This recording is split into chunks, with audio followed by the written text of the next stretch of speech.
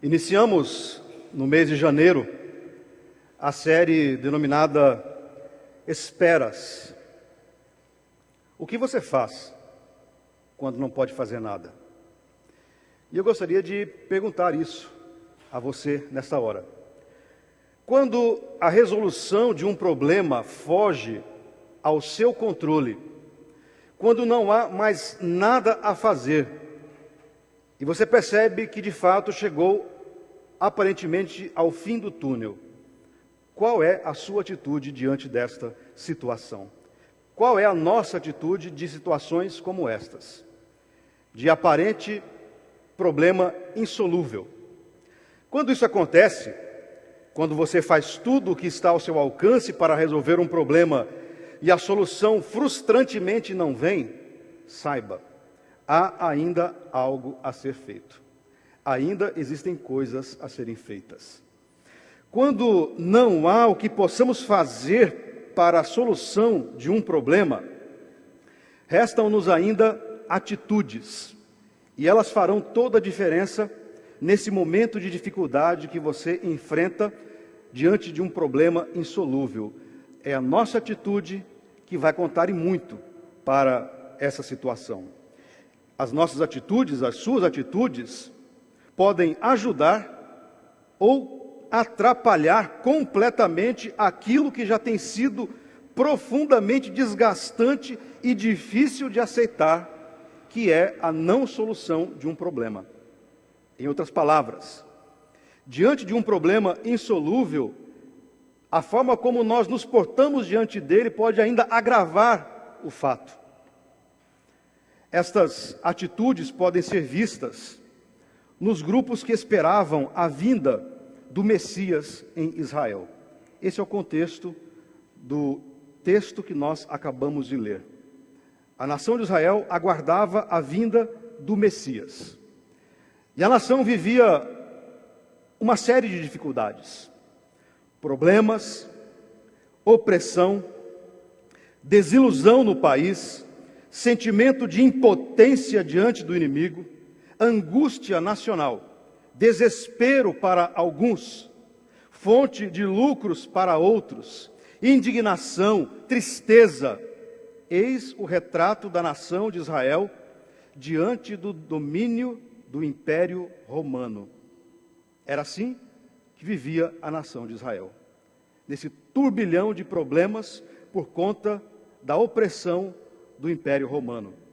Todos queriam a resolução dos problemas e nutriam um grande desejo de ver o Messias, o Salvador, adentrando o cenário político, expulsando os intrusos e opressores romanos. Todos aguardavam à sua forma, ao seu jeito, isso acontecer. Todos esperavam o Messias ao seu modo e com as suas atitudes.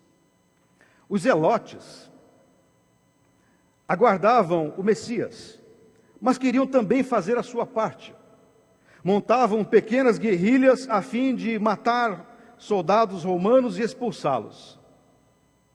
Assim, diante da espera, a sua atitude era belicosa. Os publicanos, um outro grupo em Israel, ficavam divididos ao ver a sua nação explorada pelos romanos, mas ao mesmo tempo não queriam que fossem embora. Afinal, eles, os publicanos, recebiam do império para cobrar impostos dos seus patrícios.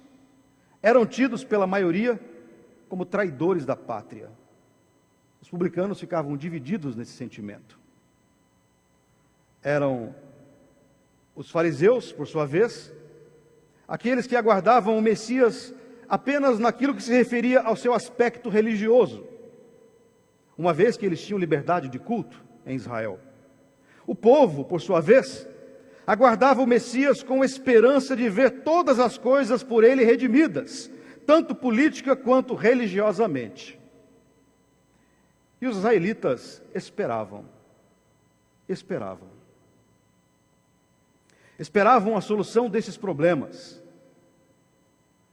Portanto, os zelotes aguardavam o Messias, esperavam o Messias com técnicas de guerrilha urbana que tinham, diante desse problema, uma atitude belicosa. Os publicanos aguardavam a vinda, esperavam a vinda do Messias com atitudes desonestas. E os fariseus? Os fariseus esperavam o Messias com atitudes que demonstravam a sua hipocrisia religiosa.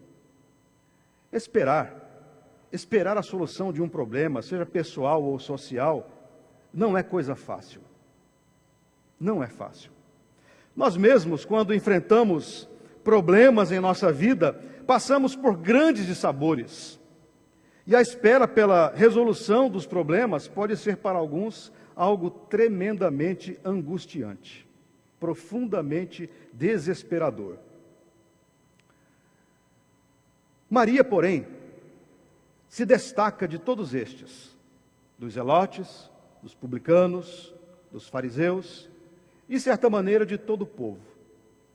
Talvez por esta razão tenha sido escolhida para ser a mãe do Messias. E Maria possui algumas atitudes que nos ajudam a compreender melhor a solução dos nossos problemas. Em especial, quero destacar uma atitude de Maria. Quando esperamos a solução de um problema que teima em não ser solucionado e nos faz sofrer, devemos manter nos lábios o louvor a Deus. Maria se destaca de todos aqueles porque aguardou o Messias de uma forma diferente de todos os outros grupos. Maria aguardou o Messias com um louvor na alma que extravasou para a sua voz, tornando-se o que hoje conhecemos como o Magnificat de Maria. Ela, diante da espera de ver o Messias, o esperou com atitude de louvor a Deus, e o seu Magnificat nos aponta como deve ser o nosso louvor a Deus, em momentos de dificuldades, em momentos de angústias, em momentos de sofrimento, em momentos de grande desilusão. Quando esperamos ansiosamente a solução de um problema, ele pode ser de natureza de saúde, financeiro, relacional, não importa. Quando esperamos ansiosamente a solução de um problema, somos naturalmente tentados por nossa impaciência e falta de fé a murmurar. E não são poucos os que assim agem. Em meio à dificuldade da espera e do sofrimento do problema, começam a reclamar, começam a murmurar. Quantas vezes você já não se pegou reclamando enquanto esperava a ação de Deus na resolução de um problema? Quantos? Quantos já não fizeram assim? Já não agiram desta maneira? No verso 46, podemos ver a atitude de Maria diante da expectativa a que foi imposta. A da espera do Messias, que era o seu filho. É de sua boca, é da boca de Maria, que temos um dos mais belos hinos de louvor e adoração a Deus, o Magnificat. Além de esperar com fé e paciência, Maria nos mostra que esta espera, esta, às vezes, angustiante espera, deve ser orvalhada, deve ser permeada de louvor a Deus. E isso ganha um brilho completamente diferente e faz com que o problema seja minimizado, pelo menos no nosso coração. Talvez não a essência dele, mas pelo menos a forma como nós o enfrentamos. Não é possível aguardarmos em fé e paciência, tendo atitudes e palavras de murmuração, de reclamação. Não é possível passarmos por tribulações, aguardando de Deus a sua resposta e solução, reclamando da vida. Não é possível. Isso só vai dificultar ainda mais as coisas. E o problema, que já é difícil, tornar-se-á completamente problemático para a sua alma. Mas afinal, por quê? Por que nós não podemos reclamar enquanto passamos por problemas? Não é um direito nosso reclamar, não é um direito nosso murmurar. Por que não podemos reclamar enquanto aguardamos a ação de Deus e a solução que vem de Deus? Simples. Simples. Se por um lado dizemos que esperamos a solução em Deus e aguardamos de Deus a solução, ao murmurarmos, afirmamos o contrário daquilo que cremos. Com a nossa reclamação, dizemos que não confiamos na ação de Deus e no seu poder de solucionar os problemas. Ou seja, com a nossa voz dizemos uma coisa, mas com a nossa atitude falamos exatamente o contrário, e assim agimos contraditoriamente. E isso, com certeza, faz com que o problema seja ainda mais difícil de ser enfrentado. Eis a razão de termos sempre na alma e nos lábios o louvor a Deus. Isso fará com que a espera angustiante pela solução do problema seja minimizada. É um desafio para todos nós, em meio às dificuldades, ter na alma e nos lábios louvor a Deus. Porém, quando esperamos, nosso louvor deve vir acompanhado da humildade. Nos versos 47 e 48, Maria reconhece que não possui nenhum atributo para ser escolhida, ou ser a escolhida entre as mulheres para ser a mãe do Salvador. Diz ela: a minha alma engrandece ao Senhor, e o meu espírito se alegrou em Deus, meu Salvador, porque contemplou na humildade da sua serva. É uma espécie de resignação de Maria. Ela compreende o seu papel, ela compreende a sua pequenez, ela compreende o seu estado, que é de servidão e ser serva diante de Deus, e que diante do poder e da glória de Deus não é nada, e reconhece, portanto, a sua humildade. Diante de nossa finitude, esperar requer de nós boa dose de humildade. Na verdade, quando chegamos ao ponto de não mais saber ou ter o que fazer diante de um problema, e talvez você já tenha passado por isso. Não sei mais o que fazer. Não tenho mais o que fazer diante desse problema. Quando chegamos a este ponto de não ter mais o que fazer e de não saber mais o que se fazer, é a constatação cabal da fragilidade e da nossa dependência de Deus. Quando chegamos a esse ponto, chegamos ao limite e dizemos, de fato, tudo depende agora da ação de Deus.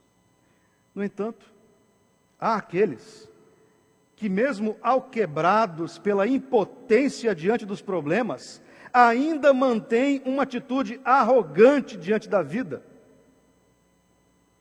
E como louvar a Deus? Como ter nos lábios e na alma um louvor a Deus, nutrindo ainda dentro de si um sentimento de prepotência diante da vida? Como esperar a solução de um problema, aguardando e dependendo de Deus, com um louvor nos lábios e um sentimento arrogante na alma? Não é possível. São atitudes contraditórias e que não se esperam de cristãos maduros. É por esta razão que o louvor, enquanto aguardamos a solução de um problema, deve vir acompanhado do sentimento de humildade diante da vida e diante de Deus.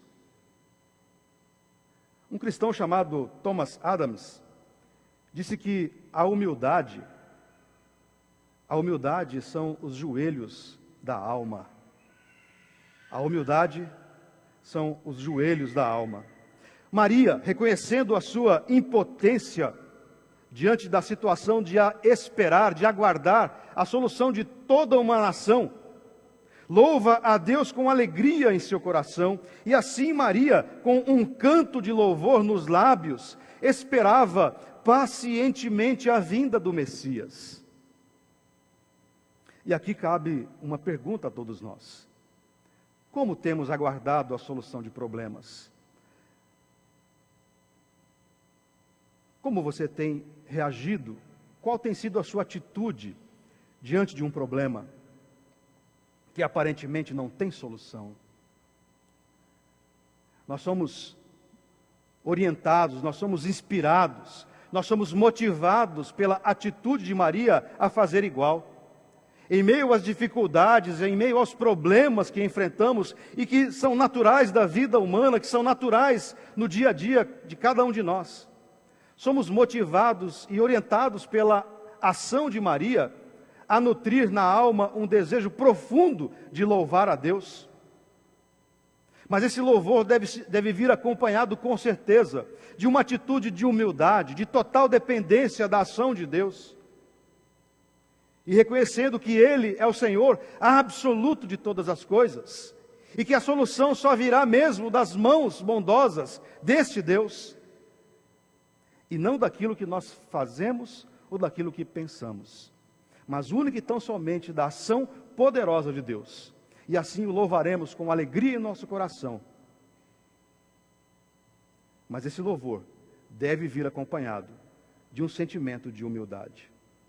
Humildade não é um sentimento valorizado na sociedade. Ser humilde é visto hoje em dia como um sinal de fraqueza, quando no reino de Deus é o contrário. Somos sempre conclamados pelo Evangelho a termos uma atitude humilde diante de Deus, diante da vida e diante de todos aqueles que nos rodeiam. Mas a sociedade inverte isto. E a sociedade grita para que sejamos prepotentes, que sejamos lobo uns dos outros. Mas não é assim que o Evangelho nos ensina. Não é assim que Maria também nos orienta em sua atitude. Ela foi profundamente humilde diante daquela situação. Quando esperamos a solução de um problema, o nosso louvor deve vir acompanhado ainda de uma outra atitude, além da humildade. Quando esperamos a solução de um problema que aos nossos olhos é impossível de ser resolvido, o nosso louvor deve vir acompanhado da compreensão do cuidado de Deus. Quando esperamos, o nosso louvor deve vir acompanhado da compreensão do cuidado de Deus. Nos versículos 54 e 55, Maria traz à sua própria memória a lembrança de que Deus, e aqui abro aspas, Deus amparou a Israel, seu servo, a fim de lembrar-se da sua misericórdia a favor de Abraão e de sua descendência, para sempre, como prometera aos nossos pais. Maria reconhece que Deus esteve sempre junto ao seu povo. Maria, que não nos esqueçamos, estava esperando a vinda do Messias, assim como publicanos, assim como os zelotes, assim como os fariseus, tratou de lembrar-se de que Deus sempre esteve junto ao povo de Israel, sempre. Deus esteve sempre junto ao seu povo, amparando-o, cuidando-o. Foi assim desde o Egito. Desde o Egito esteve Deus ao lado do povo, cuidando, amparando o povo. E não seria agora, naquela situação de opressão diante do Império Romano, que Deus abandonaria o seu povo. Maria traz à memória os cuidados que Deus fez em toda a história de Israel. Este é o combustível para o canto, este é o combustível para o louvor de Maria em seu Magnificat, a compreensão e o reconhecimento de que Deus cuida. Porque quando esperamos a solução de um problema, devemos fazer o mesmo. Porque em nossa fragilidade, em nossa finitude, diante de um problema que aparentemente é insolúvel, somos tentados a achar que está tudo perdido, que está tudo acabado. Mas trazer à nossa memória que Deus sempre cuidou do seu povo, ao longo de toda a história, ao longo de séculos, ao longo de décadas, ao longo de milênios, Deus cuidou do seu povo. Isso torna-se um combustível, isso torna-se um elemento fundamental para que também louvemos a Deus, reconhecendo o seu cuidado. No domingo passado, o reverendo Valdinei afirmou que Deus não dorme. Não sei se todos se lembram disso.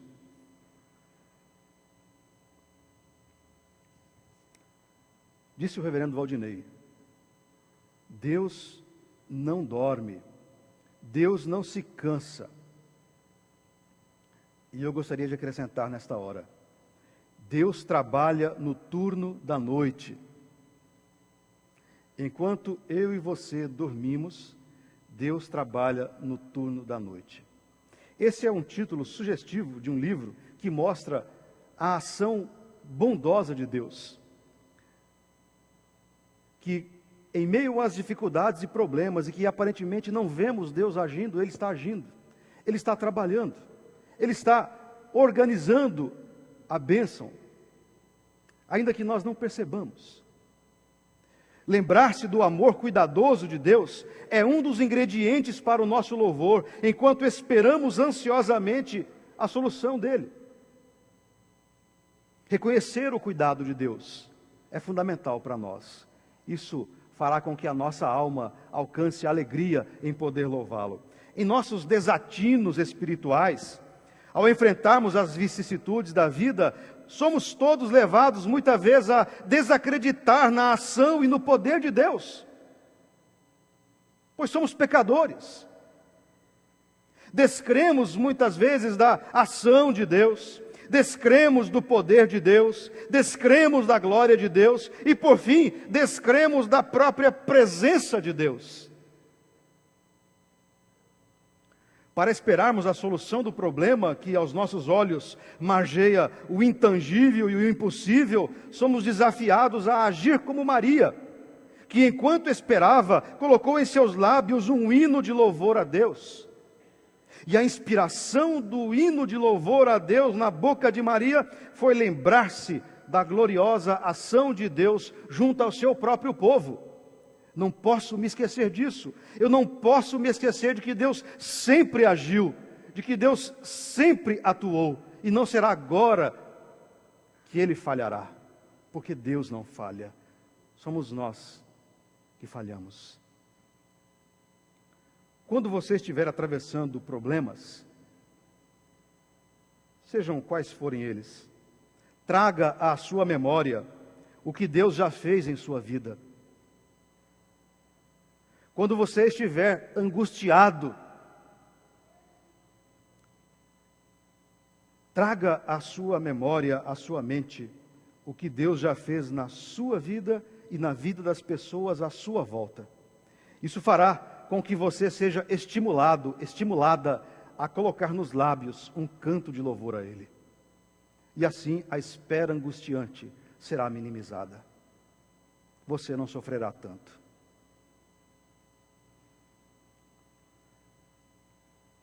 Qual o problema que você tem enfrentado? Tem sido difícil suportá-lo? Há momentos em que você acha que não haverá uma solução? Há momentos em que, diante deste problema, você é tentado a achar que Deus desistiu de você? Que você foi esquecido por Deus? Há momentos, esta espera tem sido demasiada? Louve a Deus. Ponha nos lábios um canto de louvor a Deus. E concluindo, lembre-se, quando esperamos a solução de um problema, devemos manter nos lábios o louvor a Deus. É difícil para nós reconhecermos, mas mesmo a despeito do nosso problema, mesmo a despeito de toda dificuldade que enfrentamos, Deus é merecedor do nosso louvor. Não importa o que passemos, não importa o que soframos, Deus é merecedor do nosso louvor. Mas se você, em meio ao seu problema, não vê a razão para o louvor, lembre-se, quando esperamos, o nosso louvor deve vir acompanhado de uma atitude de humildade. O nosso louvor deve vir acompanhado da humildade. Seja humilde e reconheça a grandeza do poder de Deus. Não se esqueça também, em último lugar, quando esperamos, o nosso louvor deve vir acompanhado da compreensão e do cuidado de Deus. Ele sempre cuida. Que Deus assim nos abençoe e que a nossa espera, que a sua espera, seja uma espera orvalhada de louvor a Deus, porque Ele é merecedor. A Ele, pois, toda a glória. Que Deus assim nos abençoe. Amém.